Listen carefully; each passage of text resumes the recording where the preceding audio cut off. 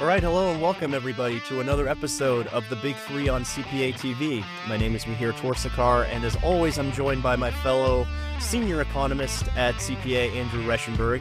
And today we're going to talk to you all about the big three topics happening in trade this week that are on our mind. But before we get to the show, I thought it would be good, as always, to talk about, just give a quick preview up front of the top three issues that are on our mind. So number one, we noticed that the U.S. Trade Representative has released their 2026 trade agenda, as well as an assessment of the President's 2025 annual report. There's a couple of tidbits from a CPA perspective that we found helpful. I think the strongest part of the document is probably the fact that the document actually identifies the problem of China's non-market policies and practices that have weakened critical supply chains and driven massive U.S. trade deficits. And I think it also highlights the importance of what we can do to fight back in terms of strategic enforcement tools like Section 301 tariffs, and also the fact that we're doing ongoing investigations into things that, whether China's complying with some previous commitments they made under what was called a Phase 1 trade agreement back during the first Trump administration.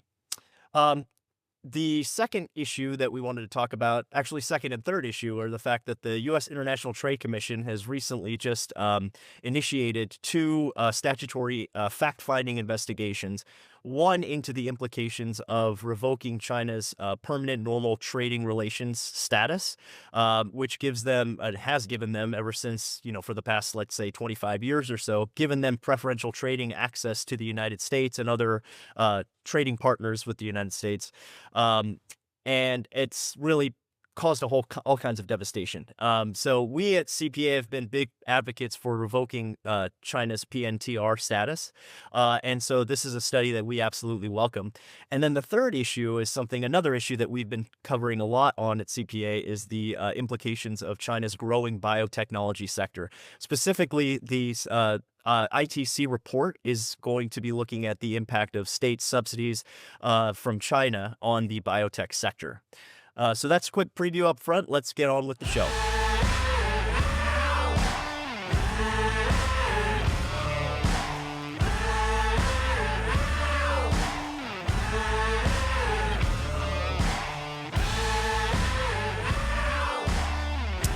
So the first item on the agenda is USTR has just released their 2026 trade policy agenda, as well as the President's 2025 annual report. For some initial thoughts, I thought, Andrew, why don't you kick us off here and tell us what are some of the takeaways from a CPA perspective that you found most interesting here? Yes, I think that this report does do a good job at outlining a lot of China's trade surpluses. For example, it does highlight the fact that China had a $1.2 trillion global trade surplus in 2025. And so in a way, it does recognize this scale of the problem that is China and their real overcapacity when it comes to exports. But a lot of the conclusions seem to stop short on actual measures that would address these issues. For example, it focuses a lot on reciprocity or enforcement. And these are all just clues that they're more or less okay with the current system. They may want to tweak a little bit of enforcement. They might want a little bit more market access for U.S. goods, but it's really not addressing the core problem. And I think that's a bit of a mistake. I think when you look at how China's economy has become structured, it is really a dangerous situation. China is very, very reliant on export growth, and their domestic demand has not kept pace with their industrial capacity. So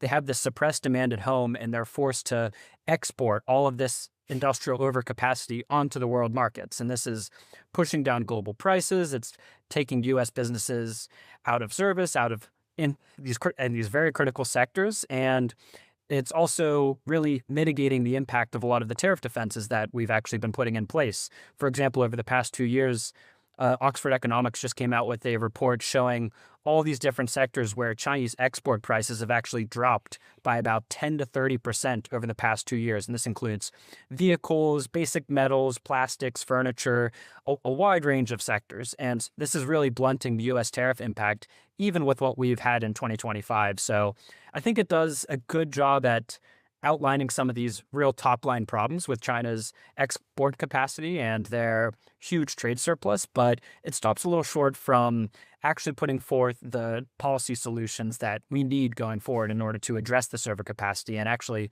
build businesses here in the U.S. What concerns me, I think, about the relatively soft posture I think we're taking, because you're right. I mean, we're identifying a little bit of the problem, and the report is kind of speaking to these issues. But yeah, I mean, we're stopping short of talking about, any kind of real, enforcement mechanisms that are in place. I mean, we talk a little bit about Section 301 tariffs that we might be imposing and things like that.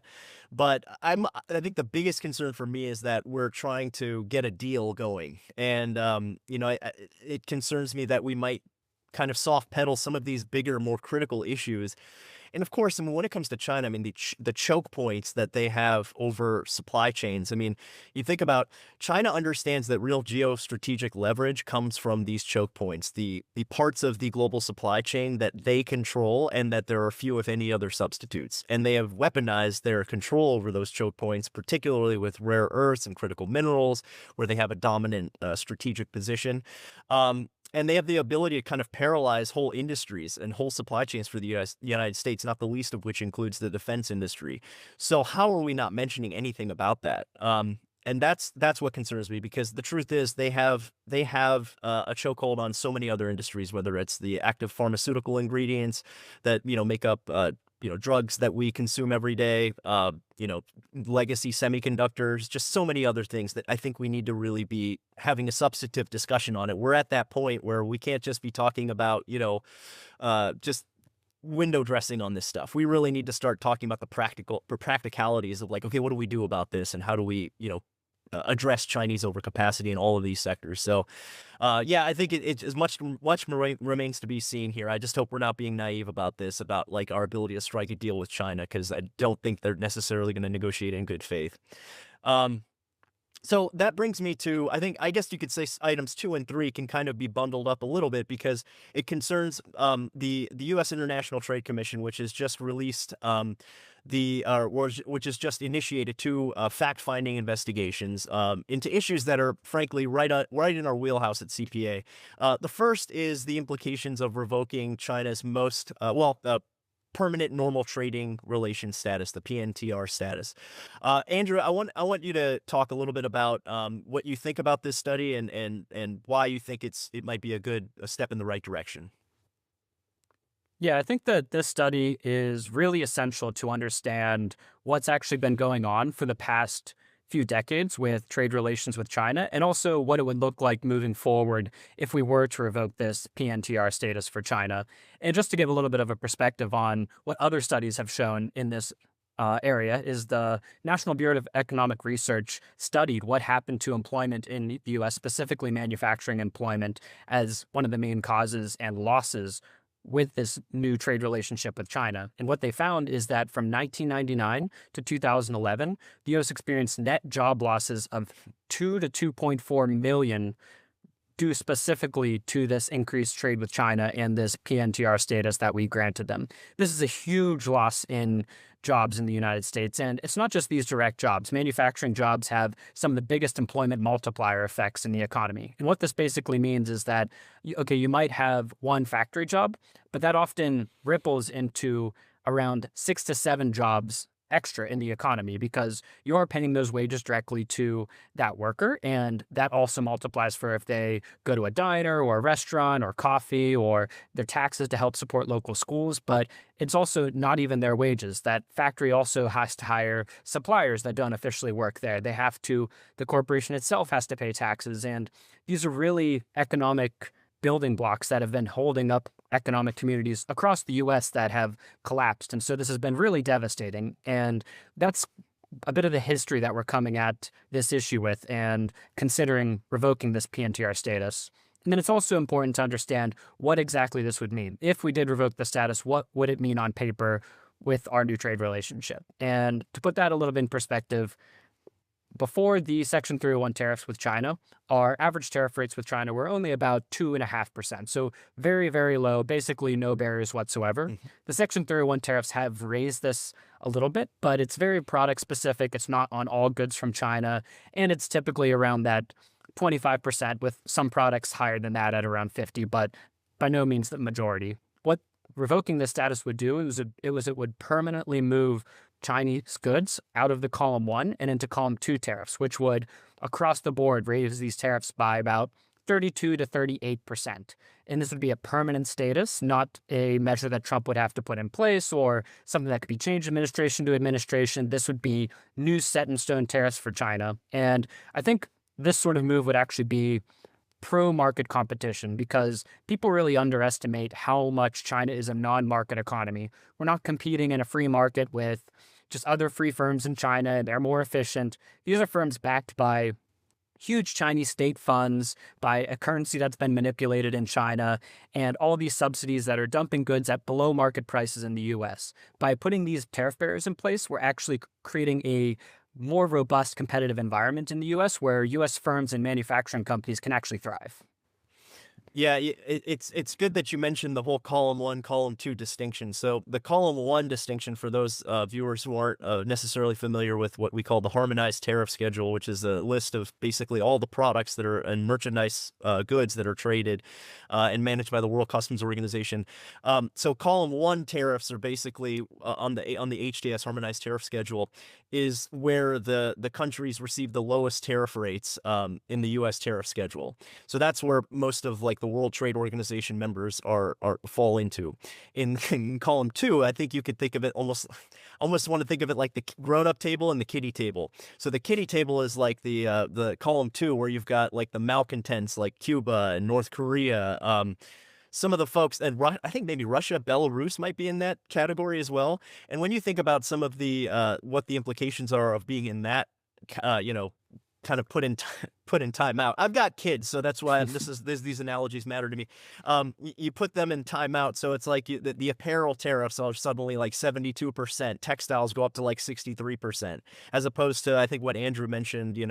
I think what did you say 2.5% or something like that Yep. we've extended for most. Yeah. So this is a huge distinction, and again, I think if you step back about what the calculus was in inviting China to be into that column 1 group with the rest of the trading partners, it was always this like notion that China had this robust economy, this potential for all this market, this vibrant market that we would just be able to export into, which of course was completely and fundamentally disconsonant, I guess, with their model, which was just state-backed production and excess capacity.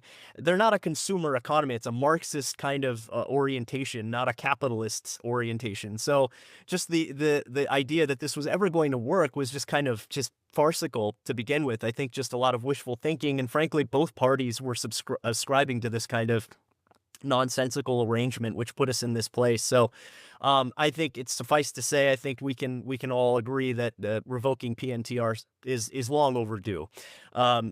So we absolutely welcome that study.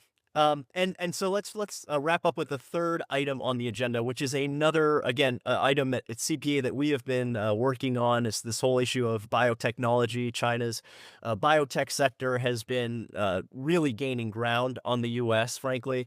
It's something that we've flagged in our research, Andrew.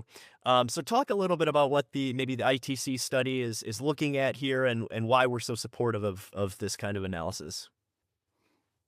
Yeah, I think the biotechnology sector is a really critical focus point for how the Chinese economy has really been evolving. And if you look at some of these advanced sectors, we're really seeing China going from a copycat phase where they're trying to copycat Western technologies, reproduce them at a low price, and sell them back to us. That's been their traditional model. But what we're starting to see in a lot of these technology areas, especially with biotechnology, is that they're actually moving ahead of the U.S. in some critical areas, or at least threatening to do so. And this is becoming a very dangerous point. And one of the real reasons that this has been able to happen is because we have allowed our manufacturing to be shipped over to them. And if you look at a lot of people who are in this space, like Elon Musk has talked about this a lot, that innovation happens where you make things. It's where you have this testing ground that your research and development can feed off the manufacturing and go back to the lab. And this sort of relationship is critical for research and development. And we've allowed that all to go to China. And we're now seeing the results. For example, in 2024, China had around 1,000 more clinical trials starting in the United States for these biotechnology sectors. And they've also really taken control of a lot of the top research institutes. The Nature Index for 2024 had 7 out of 10 of the world's top research institutes in China. And the United States only had 1 in the top 10, which was Harvard. And so this is becoming a really scary area. And pretty soon we're going to see China taking over for global licensing agreements and this new research. And it's both the strategic loss for the United States, of course, that we want our primary strength is our technology, is our innovation. And if we allow that to be outsourced, just like we have manufacturing, that leaves us in a really dangerous position, both on the geopolitical front and from the safety front, that just because China is doing more clinical trials and getting these more prestigious research institutes in the rankings doesn't necessarily mean that this is better overall, that they're doing it more efficiently. There's been a lot of Chinese studies that have actually been rejected in this sector by the FDA because they're not rigorous enough, that they have weak oversight, that they're testing an entirely homogenous ethnic Han population that's not reflective of the U.S. population. So there's a lot of drawbacks, both geopolitically and just from a safety and research robustness that we're losing out on by allowing China to take control of this sector. And in order to counter that, we do need to have rigorous standards here in the U.S., but we also need to be investing in our own research and development, and we need to be bringing manufacturing back so we have that dynamic relationship between research and actually manufacturing and producing items here in the U.S. And it also dawns on me that sure, we can always talk about China's playbook ad nauseum, really, about the state subsidies and all of the the non-market policies that they have in place that give their manufacturers a competitive advantage. But frankly, we also need to look at our own house and make sure that our stuff is in order, because what you look at 10 years ago, China's biotech sector was, as you mentioned, I think you said might have like fast follower kind of model where they were making a lot of kind of copycats. They weren't really at the cutting edge 10 years ago, and 10 years fast forward 10 years, and they prioritized the industry. They not only put money into it, but they also looked at their regulatory process, and they removed a lot of the barriers and the hurdles that were in place that were like holding back some of their clinical trial approval rates. Whereas in the United States, there's this delay here still. Like we really kind of hold things back a little bit too long. And this is so important. I mean, in the early stage of clinical trials, if you can provide a proof of concept early on, that attracts funding right away. And sure enough, like U.S. multinational corporate, big pharma companies in the U.S. have taken notice of the fact that Chinese clinical trials are coming online a lot quicker, pouring money into licensing agreements, $53 billion of licensing deals with China just since 2020. And that's huge, because that basically means we're outsourcing our early stage clinical trial or our early stage drug development to China, our biggest geostrategic adversary. And I mentioned at the outset of this podcast that China understands, I mean, their entire model is built on building choke points, and they already have us in the pharmaceutical space, as you've done such a great job, Andrew, of researching on this, the API issue, the active pharmaceutical ingredients, the precursors that go into finished drug products, that they have such a stronghold along with India on the production of those vital elements. And it is not unlikely. We've seen this happen during COVID, where they simply just shut off a key pipeline of PPE, I think it's personal protective equipment, right? For masks and surgical equipment and gowns and things like that. We've already seen how they can weaponize their strong stranglehold over these chokeholds. So I guess that's what concerns me about biotech. I mean, this was yet another industry where we have been the leaders, and we still have an edge here. We haven't completely lost the game here, but we just keep turning our heads and just, allowing China to walk all over us a little bit.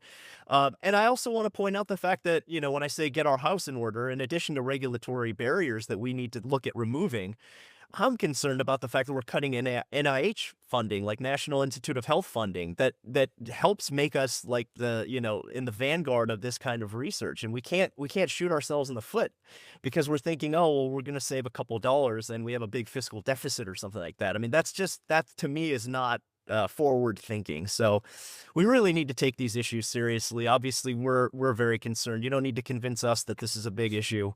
But I think this is a great show, Andrew. Did you have any concluding thoughts or anything you wanted to add before we wrap up? No, I'll just echo that the NIH funding is definitely a very important aspect of that. It's really not been keeping pace with inflation, and it's really just been stagnant, if not declining, over the past years. And so I think that all of these research and development sectors really need robust funding because that's going to power us into the future. It's through technology, it's through advanced manufacturing that we can actually be really dominant and take a lead in these areas. But we need the investment to do that. We need to fund these research. We need to fund startups and the cutting edge research that will power America to actually have control over these critical sectors in the future. So, yep, just wanted to echo that point and couldn't be more important, especially now. Yeah, the money that we're putting into these licensing agreements with Chinese firms is money that we're not putting into biotech hubs in the United States. So I guess that would be my concluding thought on that front. Well, I think this was a great show, Andrew. Once again, happy to be on with you and talk shop. So, folks, we'll look forward to having another episode for you next week when we join back to talk about the next big 3 topics happening in trade. Until then, have a good week, and we'll see you soon.